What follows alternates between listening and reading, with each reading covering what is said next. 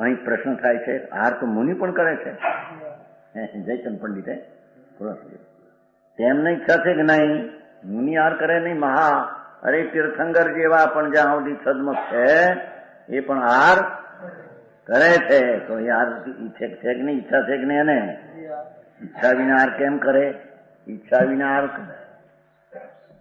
તેનું સમાધાન સાંભળ. 3 બોલે. એક તો અશાતા વેદનીના કર્મનો ઉદય, અશાતા વેદની પર, એનો ઉદય પર, એનાથી જઠરાગ્નિની ક્ષુધા ઉપજય પર, એને જ્ઞાની જાણે.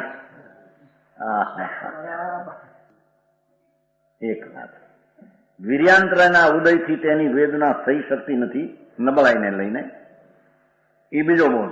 પણ એ વીર્યાંતરાનો ઉદય વેદના એને પણ જાણે. ચારિત્ર મોહના ઉદયથી આહાર ગ્રહણની ઈચ્છા ઉત્પન્ન થાય છે. એ ત્રીજો. 3 બોલ થયા. એ ત્રણેયને જાણે.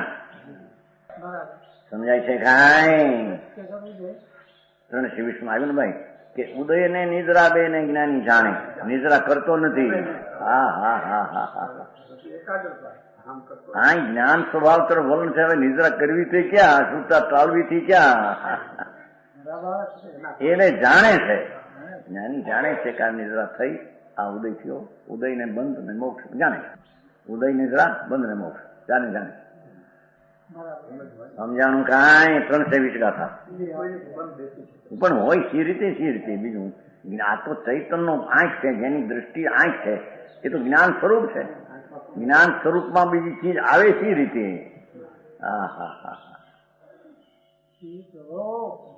સમજાણું કાંઈ? વિકલ્પ ઉઠે એ કઈ સ્વરૂપનો ભાવ છે, ઉપર છે. એને તો રોગ જાણે છે જ્ઞાન. જો 3 બોલ આમ કયા, અશાતા વેદને લઈને ક્ષુધા થઈ, આ જઠર. વીર્યાંતરાને બળની નબળાઈ લાગી, ચારિત્રને ઈચ્છા થઈ.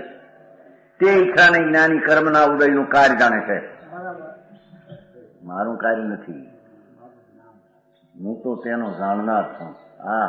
આવો મારું તો જુઓ. 3 બોલ ન્યા હતા.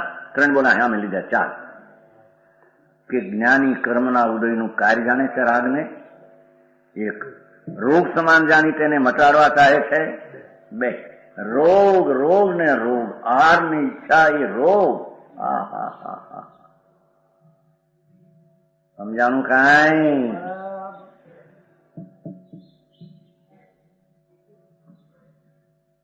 ઈચ્છા પ્રત્યે અનુરાગ રૂપ ઈચ્છા જ્ઞાનીને નથી. 3 બોલ. ઈચ્છા પ્રત્યે અનુરાગ રૂપ ઈચ્છા હજો એવો ભાવ જ્ઞાનીને હોતો નથી.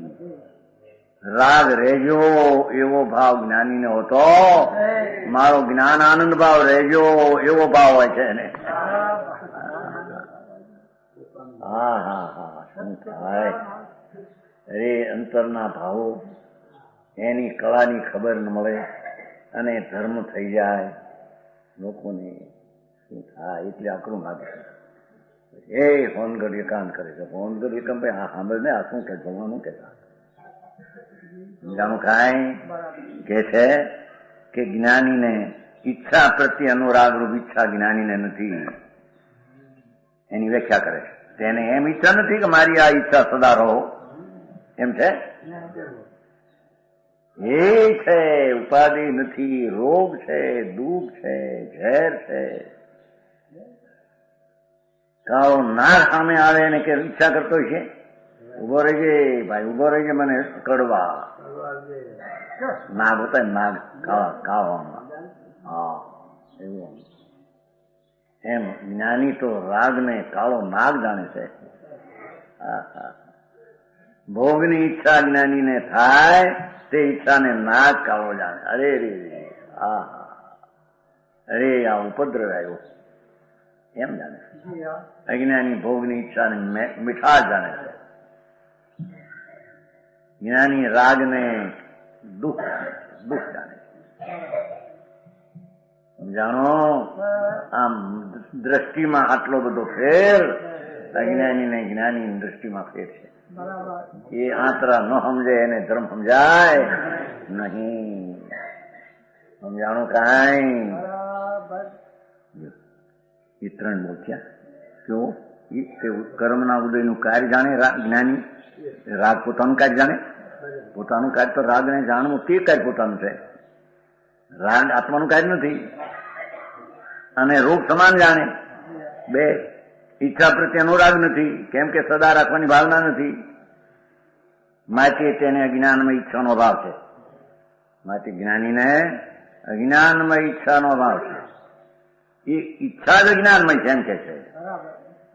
પરજન ઈચ્છાનું સ્વામી પણ જ્ઞાની, હવે ચોથો બોલ લીધો, એક જ પણ નથી ને એક પણ નથી, સ્વામી પણ પર ચીજનું સ્વામી પણ ધૂળનું વિષ્ટાનું સમજાણું કાંઈ. સારો મિશ્રુપ ખાધો હોય, એકલો મિશ્રુપ ખાધો હોય, દાળ ભાત શાકે નો ખાય કેટલા કેવા હોય છે. કારણ કે દાળ ભાત શાકમાં હું દરરોજ કઈ જ છે, મિશ્રુપ એકલો 4 સિરકીનો પાયેલો હોય છે ને, મિશ્રુપ થાય ને ચાર, તો સવારમાં 10 થાય કે મિશ્રુપ નો 10 છે રાખજો, એમ કે રાખી મૂકજો પાયખાને. ઓલી ભંગડી આવે સવારમાં લઈ જઈએ, રાખી મૂકજો દામ લે. એમ ઈચ્છા તો વિસ્તાર આ રોગ છે. એમ ધર્મીને તે ઈચ્છાને રાખવાનો ભાવ, અજ્ઞાન ઈચ્છાનો ભાવ. પરજન ઈચ્છાનું સ્વામી પણ જ્ઞાની નથી, એટલે પરથી ઉત્પન્ન થયેલો પ્રભાવ તેને આત્મા પોતાનો માનતો નથી, એટલે સ્વામી છે નહીં. આ તો જયચંદ પંડિતે ખુલાસો કર્યો એટલો અર્થમાં ન સમજે. માટે જ્ઞાની ઈચ્છાનો પણ જ્ઞાયક જ છે. જો ઈચ્છાનો પણ જ્ઞાય છે, હારનો જ્ઞાયક છે, ઈચ્છાનો પણ જાણનાર, ઈચ્છાને એકત્વપણે કરતો. આ પ્રમાણે શુદ્ધ નયની પ્રધાનતાથી કથન જાણવું, શુદ્ધ નય નામ સાચી દ્રષ્ટિનું આ ભાવનું કથન સમજવું, વ્યવહારથી કથન થાય. ત્યાં જ્ઞાની લડવા જાય છે, જ્ઞાની ખાય છે, એ બધું કથન વ્યવહાર નયનું. એટલે એમ નથી, પણ એને નિમિત્તનું જ્ઞાન કરાવાય એવું કથન. એમાં કોણ કોણ સંયોગમાં ક્યાં હતો એ બતાવવાનું જ્ઞાન છે. પણ વ્યવહારે હાથો છે, પાછું એ કે ખાય છે કીધું વ્યવહાર એટલે ખાય છે એમ છે. જ્ઞાનીને ભાવ આવ્યો એમ કેવું એ વ્યવહાર છે. જ્ઞાનીને ભાવ નથી, જ્ઞાનીને તો જ્ઞાનમય ભાવ છે, એનો રાગ આવ્યો કેમ છે આવ્યો? પણ એ વ્યવહાર નહીંના કથનમાં એવા કથનો આવે. તો એનો અર્થ એ કે તેનું તે જ્ઞાન કરવા કાળે કઈ ચીજ સામે હતી એનું એ જ્ઞાન માટે કથન છે. ભાઈ આમ છે, વસ્તુ સ્થિતિ આવી છે. સમજાણું કાંઈ? તથાપિ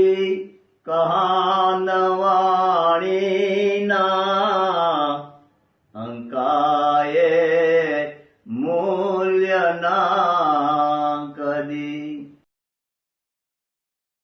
તથાપિ માતવાણીના અંકાયે મૂલ્યના કદી.